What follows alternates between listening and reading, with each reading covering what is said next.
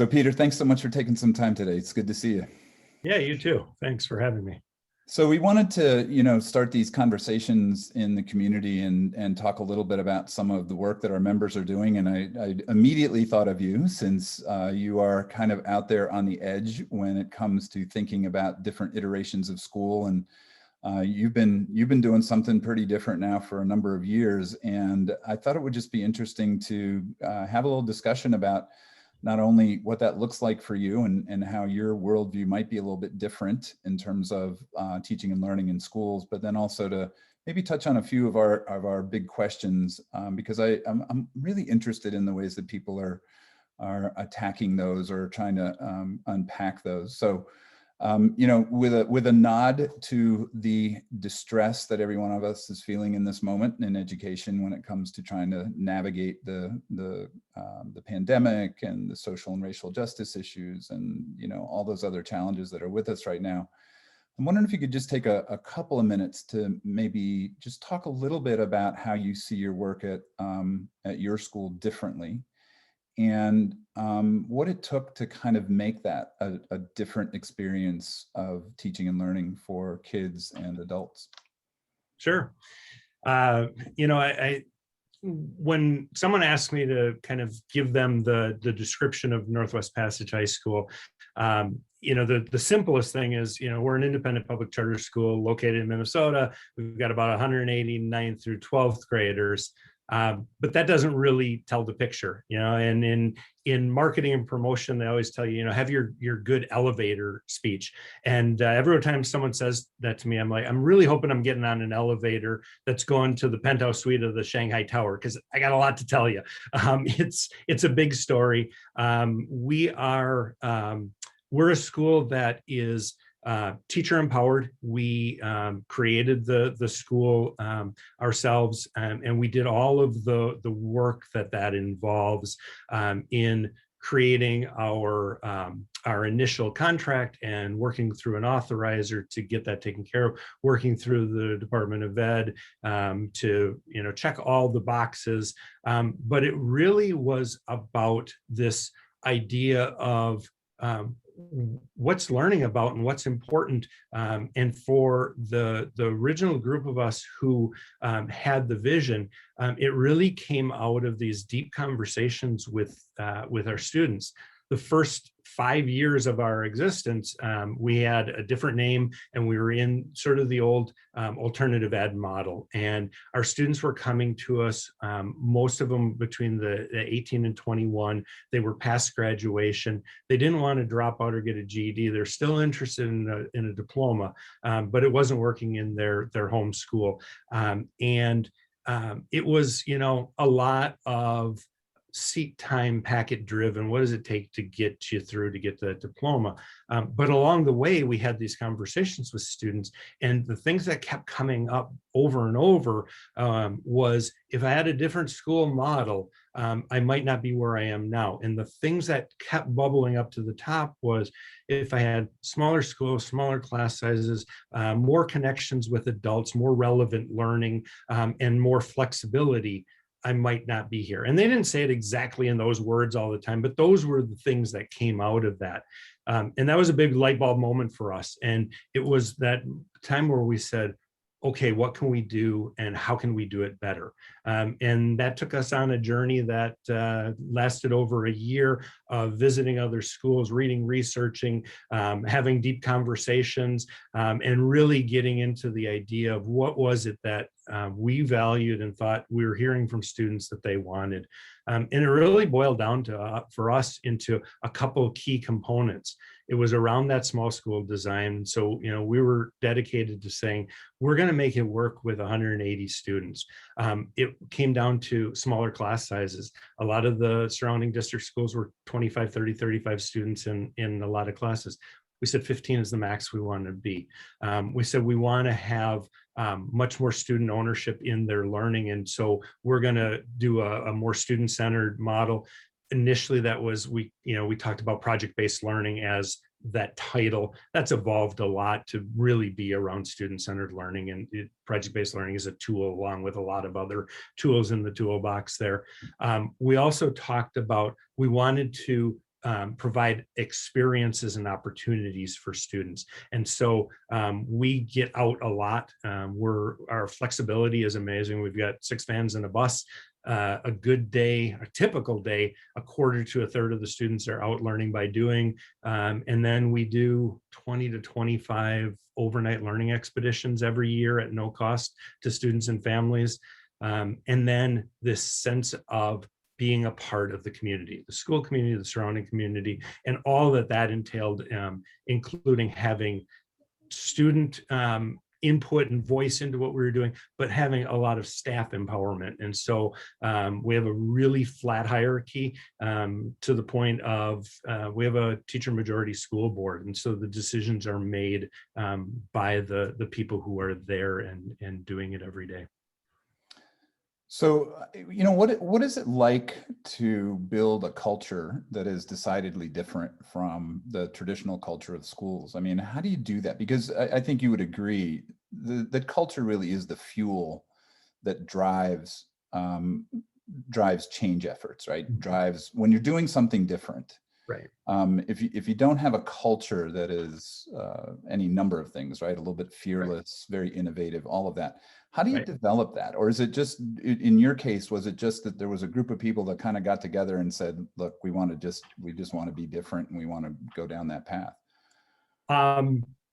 For that original kind of founders group, or the folks who kind of came together in that design phase, the majority of us had some other non-traditional education background.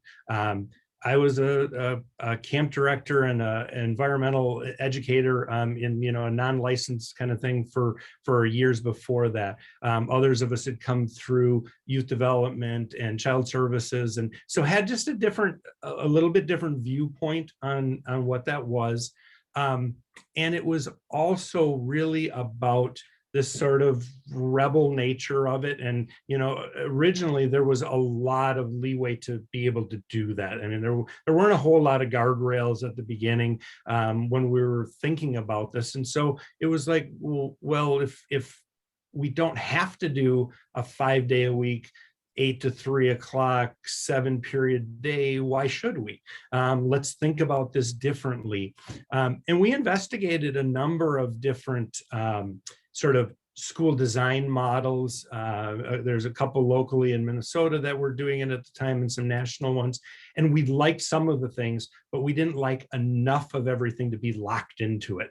And none of us were really joiners, and we were really confident about what we were doing. And so it really started with that sort of energy around, we can do something different and we should, so let's. And we had this collective nature to that.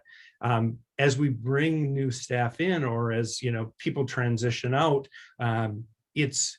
it is about finding that right fit, and to say that this is not going to be your traditional school. You're going to wear a lot more hats. You're going to have a lot more expectations. But the flip side of that is you're going to have a lot more ownership and autonomy, and you can really do right by students.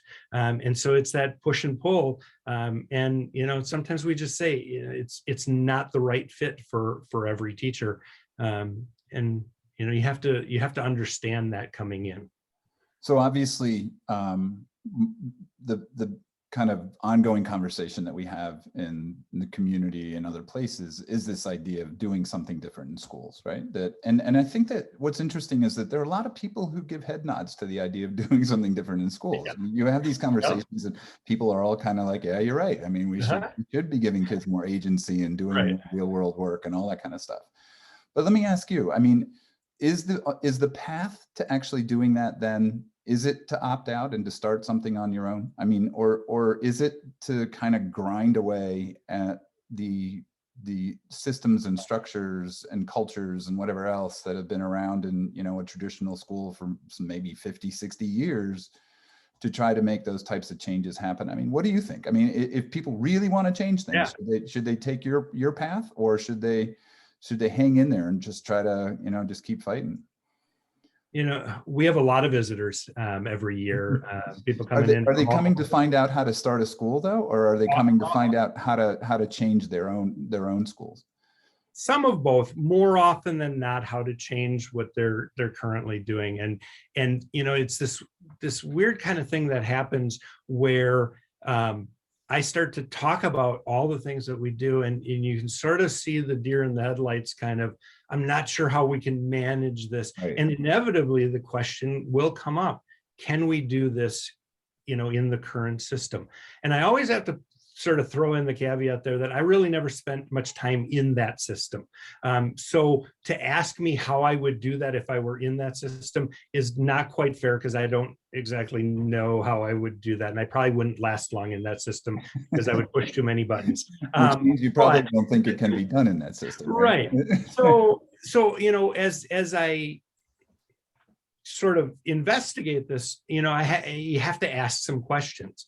How much flexibility do you have? How much freedom of space and time? And how locked are you? Is your district going to be into curriculum and bells and all of those kind of things? There's often a number of those things that I just say, if you can't do those things, you may not be able to do full-fledged, how do you do a Northwest Passage model? But the other thing that I tell people all the time is there is one Northwest Passage, and that's the way it should be.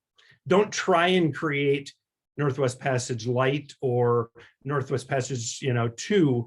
It has to be designed by the people there, and it has to work for the system you're in. I do think, if given the opportunity and given some latitude, I could do something similar, like school within a school, but I think you'd really have to be given a lot that is not typically there. And I think too that the interesting thing is there are a lot of Northwest Passage types of schools popping up these days. Mm-hmm. I'm seeing, many more iterations on this idea of school that we're talking about. So there's no question that there's some energy behind giving kids different experiences or offering them different experiences. But then the question becomes, so how do you scale those things, or how do you make some alternative? I'm worried about using the word alternative because that has some baggage associated with it, right? But different, and a different experience. I mean, how do you make sure that all kids have an opportunity to do that? And then how do you make sure that there's a story around it that is appealing enough to people who are successful in the traditional, or quote unquote successful in the traditional system? Because I think you probably define success a little bit differently from the ways that we define it in most other schools, right? Right. Yeah. And I am like fully aware that some of the more traditional systems work for a lot of students, and we can kind of unpack what working for them means. Which we have to do when we use right. But I don't necessarily think every student is going to thrive at Northwest Passage the same way either, because it is a different model. And I think that's the great thing about having opportunities and choice in education, is this works for a lot of students really well, but not everyone. I mean, my own two children, I think, are very different. My youngest, who, just jumped through hoops and was bored most every day in school, but if it wasn't for sports, particularly wrestling, he would definitely be an enrolled successful student here, because the autonomies and the ability for him to do learning the way he wants to do it and be engaged, he would have just taken off with that. But we're small. We can't offer some of those things that a bigger traditional school can do. My oldest, I don't think so. He understood the game really well and played it really well, and got through it and looked really good on paper. Yeah. I mean, he's doing great. I mean, he's doing everything he's supposed to do. He's going into education, so I must have done something right or wrong with him. So. I'm just sitting here thinking, if the script had been flipped from the very beginning, and all schools were built to be like Northwest Passage-ish Mhm. schools, right? I Mhm. wonder if we would be having conversations right now about building traditional schools on the edges. You know what I mean? Right. It's a very interesting kind of thinking about it from doing a 180 on it, and wondering, are there really, if every kid had the opportunity to learn on their own terms in settings that really focused on their interests and passions and doing good work in the world and all the things that we want to have happen in schools, would there be any kids who at the end of the day would go, no, no, no, no, no, I just really want to opt out into something where someone's going to tell me what to do every single day? And you know what I mean? Mhm. It's kind of like, I can't imagine that we would be wanting to build traditional schools if that was the case. Well, and I think, coming out of COVID and the pandemic, we're seeing a lot of that. There are a Right, lot of students who won't be going back to their traditional right. schools, or are looking for alternatives, or are going to be pushing back when they do get back to their school and saying, we kind of liked some of the things that we had available to us. Yeah. But it goes back to that idea that, some kids wouldn't do well in that environment. But I wonder if that was the environment that everybody started in. Yeah, If there wouldn't be, I can't imagine that most kids wouldn't flourish, right. um, or they would flourish in those environments. Yep. So it's just kind of an Well, interesting way of thinking about it. yeah, and we talk about the whole idea of sort of unlearning the traditional system Exactly. when students come, because we do start at ninth grade, and so students have 8, 9, 10 years of most often more traditional kind of a model, and sometimes parents are concerned about that. Is like, how will this work? What will I said, there's an onboarding, there's a learning curve for Right. sure, but it's so much more of a natural way of learning Exactly. that it's not teaching them something new, it's just giving them permission. Again, not to go down this path too far, but I'm in my head, I'm thinking, what's the onboarding program to get kids ready for 45-minute periods? And, how would we do that, right? If we had to switch it around, it'd be really interesting. So one of the things we want to do in these conversations is just to get a sense of some of the big questions that we're asking, and to get your take or other people's take on how they're kind of trying to answer those, or maybe do have an answer for them. So I'm going to give you 3 of these, and I appreciate it if you just kind of just ruminate a little bit on these, because we think they're almost kind of unanswerable to some extent. But anyway, Yeah. so the first one, which is my favorite one, obviously, is, how do you define learning? What is learning at Northwest Passage? And have you been able to find some sense of common or shared language around a sense of what learning is? um as I've been reading your stuff over the years and others, and like contemplating this question myself about learning, it is such a hard one to nail down, like what's the perfect definition of it. And so I don't know if there is that real definition of it, but for us, what we think about with learning is, um, are students doing things that they are passionate about, that they want to dig deeper into, and continue with it, versus, am I just sort of going through the steps that are provided for me? um, we did a student expo last week, and to go through and sit down with the students and have them tell you what they've learned and what their process was. I walked away from that hour and 15 minutes that I was with students there with all kinds of new knowledge myself. Things that a student was talking to me about Bitcoin, which, like, I don't have a clue until then. And I walked away going, ooh, I want to learn more about this. This is Can I get intriguing, that? Can I get their number? It's like, Yeah, I know. And so it's those kind of things where you see that interest and passion being ignited, and students are. We don't do traditional homework, never have, but our students do a lot of work outside of school because they're interested and passionate about what they're doing, and they're just exploring with that. Now, to me, that is that's the epitome of what we want to talk about with learning, when there's no sticks or carrots there, and they're just doing it because they want to do it.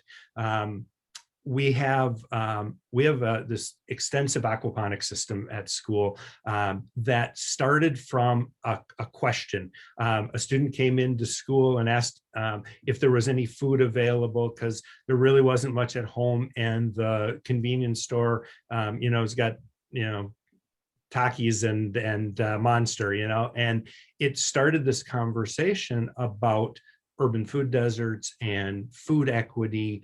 And so it really started as this kind of social studies, social science kind of question, and got into things around poverty and equity and redlining, and it just like exploded on this area. And then it started into, well, what can we do at school? And what came out of that over the course of about the next 3 years is this amazing aquaponics system with variations of fish over the years. We've had tilapia, we've had sunfish, we've had bluegills. We're entering into some work with Trout Unlimited this coming school year, because they've got a program around this. We've grown, everything from strawberries and kale and potatoes and carrots in a water-based growing medium, which I didn't think was a possibility. Students pushing that to say, okay, this is great, except for we're spending this money on feed for the fish, and it's a soy-based product, and it has to be shipped here. So we went into vermiculture and started growing worms. And so how do we close that system? And then another student started going, well, we use a ton of electricity with this. How much is it really costing to grow this tomato? And so now we're moving that off the grid with solar and trying to close the system. And it is taken on a life of its own. And there are all kinds of iterations from that are taking off into different areas. Another student said, I don't like fish at all, so what's my protein option? And so we started growing mushrooms. And that started this connection with one of the local coffee shops, because mushrooms grow really well in coffee ground medium with the filters and everything, and then they're caffeinated mushrooms. And so, and so it's all these different sort of branches that were organic in growth, just because this was set up in a way that allowed students to do that. And then our job as teachers and educators is, how do we plug this into standards and learning targets, and how do we give them credit for it without them even really thinking about that? Well, I was going to ask you, I was trying not to, but I have to. Do you grade that though? How does, what I mean? Because most people would say, well, they got a 96, they learned it, Yeah. So we've never done traditional letter grades. So we do, summative assessments and self-assessments, and there's a narrative, end product or end project. But it's, it's a competency proficiency based. Cool. They've met the standard. All right. How about the next one? Where's the power? Here's the power. So I always think about power from sort of two different places. Where's the power with regards to students, and where's the power with regards to the teaching staff?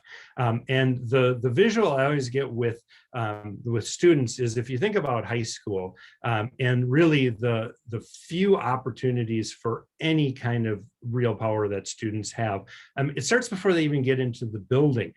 Somewhere in 8th grade or the summer, you get a schedule that they've set up for you that tells you which classroom and which content area. And as a 9th grader, maybe it says you can pick gym or art. Those are your choices. And then, you come into the room and they tell you where to sit. And then the teacher gives you a syllabus that says, here's what we're going to learn, and when we're going to learn it, and how we're going to learn it, and how you're going to be assessed on it. And once you get done with that, and oh, by the way, if you want to go to the bathroom, I'll tell you if and when you can do that. There's no power there at all, really, from a student perspective, versus the thought that we have that says, all right, if you're interested in becoming a student at Northwest Passage, come in, we'll have a sit down talk.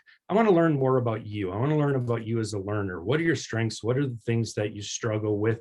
what are your hopes and fears in high school? What are you passionate about? Where do you want to go? All those kind of things. And sometimes it's almost off-putting to the parents, because I want to know from the student to start with.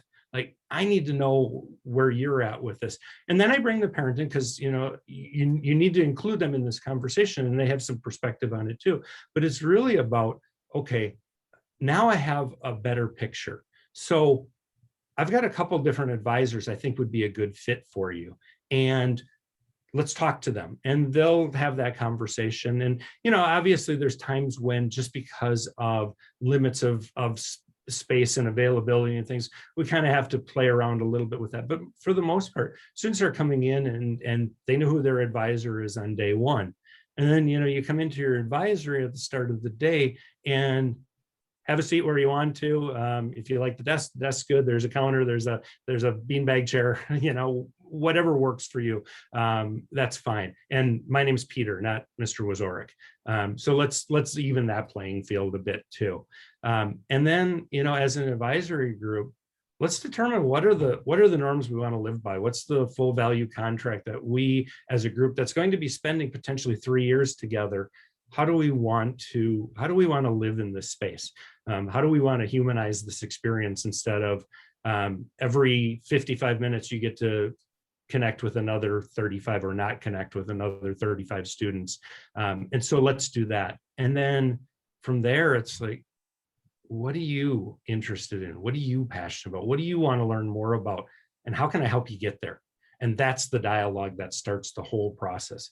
Let's build a personal learning plan around those kind of things. And let's make sure that learning plan is a dynamic, growing thing, not something we do once and then forget about until the end of the year. So I think that's some big differences, like from a student power perspective, to say, you're going to be guiding this ship. We're here to help you with this, but you have a lot of autonomy within there.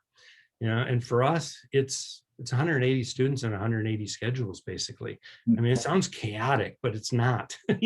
There's a few have-tos here and there that you're doing, and you've got organization, and you've got a daily plan, and but we're expecting students to graduate from high school to be adults and move on to the next steps and have those skills there. Well, if they have to raise their hand to go to the bathroom, are we really doing them any service to get them to that point? So let's give them some more responsibility and the autonomy that goes with that. From the teacher side, I mean, it's similar. When you are a staff member at Northwest Passage, decisions happen around the table at Tuesday staff meetings. Decisions happen at monthly board meetings where there's a teacher majority.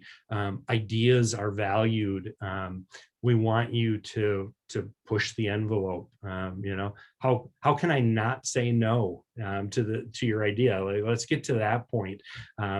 Keep students safe. Make sure that all of those legal things are taken care of. But let's lean into student learning and students, and not into systems. And how does that kind of manifest itself in just the ethos of the school? I mean, you mentioned kind of a flattened org chart before, but I mean, it must be a really interesting place when you have the agency to really have a voice and to also just make decisions and be a part of that, right? I mean, yeah. People must feel, I mean, do people leave? When people leave, it's always because of things that are sort of big life changes. We're moving, or the family's enlarged, and this or that kind of right. Those kind of things are the reasons people leave. And more than half of our staff have been with us 15 years or more. So like, people do stay, especially again, like I was saying earlier, if that's the fit for you, if you can sort of balance that equation of yeah, you're probably going to have a lot more responsibilities than you might in a traditional model, especially if there's, a master contract that, you can or can't do these things, versus you've got a lot more autonomy and a lot more ownership and say on what that looks like. There's very few decisions that are not made at a minimum with conversation, if not with consensus. There's a few of those things that just fall on my shoulders that kind of have to do, and they're not really that negotiable kind of things, but the vast majority of the things that happen are done by consensus. Okay, so I know that you're in a spot right now, at least when we're not thinking about COVID and all those other things that are happening in the world right now, but it sounds like you've got a pretty amazing learning environment that you've created. So I'm not sure what the answer to the what's next question is, right? I mean, do you want to just kind of stand pat, you're good, or what are your aspirations? No, we're never good with that. We've learned some things, because of this that we hadn't thought nearly as much about. Some of our students are thriving in a hybrid model where they're only on campus a couple of days a week and they're doing independent work outside of that. Can you talk a little more about why you think that is? Yeah. Because even in our model, I think it still is this, you have to go to a space and you have some things around that are just don't give you as much freedom and autonomy there. I would love to be able to push our school hours much wider. There's some constraints with that, with staffing and budgeting and all of that, but if school was open 8 a.m. till 10 p.m., what would that look like? Yeah. And we've had that sort of back and forth with kind of how do you manage that, and that's not as easy to do in a physical space.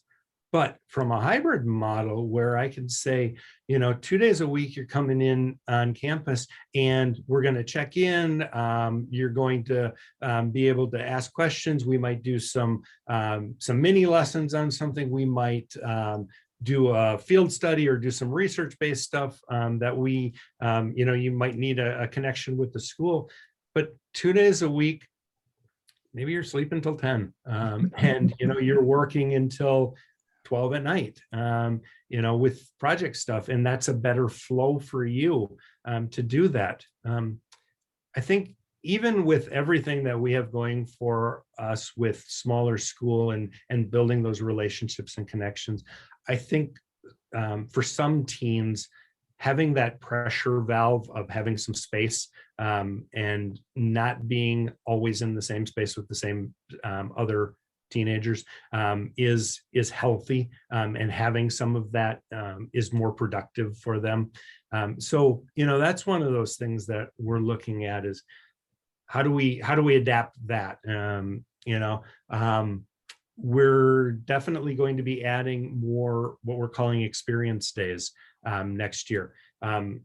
Pandora's out of the box and she's not going back in if you don't want her to.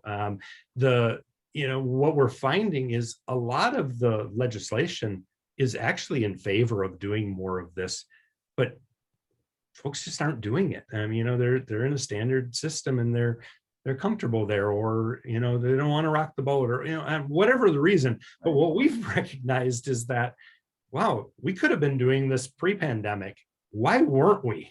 And so for us, the idea of experience days, and we're actually going to do a couple of experience weeks next year, where we'll have a whole a week-long block where students will choose, do I want to come into school and do independent work? Do I want to come into school and take a mini course that's being offered? Do I want to do an out-of-school expedition? We go on and take a trip out west and sign up and do that. Do you want to do a job shadow internship kind of a thing, or do you just have a project that you're working on at home? That physics project on building my skateboard ramp is getting harder and harder to bring back and forth from school to home. I'm going to do it in the garage. Okay, then let's do that. That's awesome. So Johnny, I don't know, you've been listening. I don't know if you have a question for Peter or if any of that resonates or. So many questions. Which is usually the response. But Peter, that was great. That was, you were saying at the beginning, it's not so much of an elevator pitch as, we need a tall building for my elevator pitch. And I was thinking, actually, it's like being stuck in an elevator, but with somebody you're really having a great conversation with. Brilliant. That could be dangerous, getting stuck in an elevator with me. It sounds like a school I really wanted to go to, but I have got one kind of wonder, a takeaway that's kind of, it's gonna keep me thinking all night. And this is your thing about designing the school in the first place. You were talking earlier about, I wouldn't want anybody to come and visit us and go away thinking that they can redo this Northwest Passage model, because you've really got to build your own model for your own people and your own context. And you can't do it without involving everybody. I thought, yeah, that's really sound thinking. Well, hang on, aren't there lots of smart people who are spending all their times trying to think up ways of designing schools for other people to go and then populate? And I thought, oh gosh, I wonder which camp I'm in. Have you got anything to say about that? I think it can be a both and. I mean, I think you can look at the things that we're doing that have made us successful and have helped students be successful and say, yes, I want to do those things. And again, when you boil some of that down, I think there are things that across the board that make sense. And a lot of them are like really strongly research based around, smaller schools and smaller class sizes and more individualized attention and building relationships and providing opportunities. All those things I think are the base for what you do. But then it has to be what fits with your school, your student population, where you are in the country or the world. And, some of that has to, I work with schools from other states who will tell me they can or can't do some of the things because it's in state statute that you can't do that kind of a thing. And so that's where it's like, yes, please take all of that information about school design, but then don't come back, every month and go, well, how do you do this? And how do you do that? And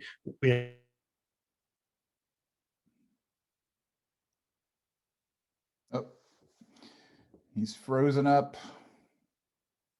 Let's see if he comes back.